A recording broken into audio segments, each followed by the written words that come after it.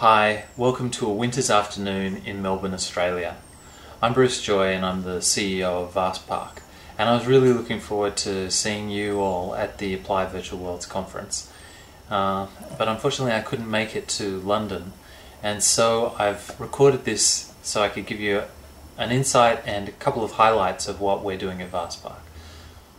First of all, in terms of where the market's going to be in the virtual world space in 18 months' time, we're going to have to face up to the fact that virtual worlds are going to, in the long term, become as commonplace, potentially, as websites are today. A lot of people worry that with all the kids' worlds that are in production and have already launched, there's not space for all of those worlds. But we don't necessarily say that about all the websites that are out there, and there's an incredible number of websites that are successful in a range of areas, and I think that we're going to see a maturity coming into the virtual world space where there's just a lot more worlds being far more niche about what they're doing and the audience they're addressing. So we've seen with say Facebook and Facebook apps, widgets, and the widgets that have emerged as being a new way of creating micro applications that give you a direct relationship with the end user. That logic is going to get applied to the virtual worlds, and I think you're going to see something very interesting emerge with that, because if you apply a 3D widget concept to these virtual worlds, you're going to start to have interactive characters or applications where when somebody interacts in this 3D world, they can then actually grab that content, take it with them, put it in their world, put it in their friend's world, their friends can take it on.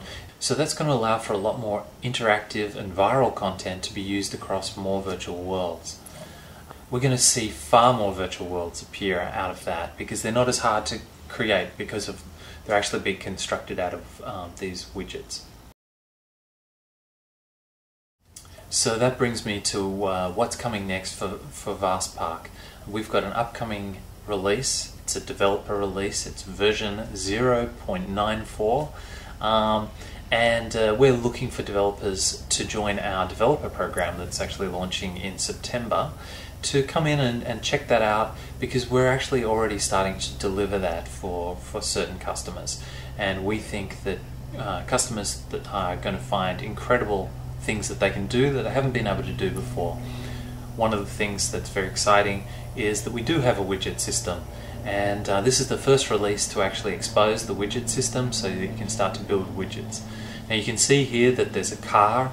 It's called Vehicle Widget, and just by clicking on the name in the shared community library, the car will actually drop into the environment, and it comes in already working. So we can see right now it being demonstrated with full physics, with friction between the tyres and the road, and it can run around, it can crash into other cars and all that kind of thing straight out of the box. All we've had to do is double click on it and add it to our scene, so users can actually distribute worlds with your content in it, and you've still got control over it. So talk to us about how that all works. So there's a quick overview of what's coming up next for VastPark. Now if you're interested in the developer program, you can contact us at developer@vastpark.com. I'd like to have a quick shout out to Michael Schumann, who's the CEO of Second Interest.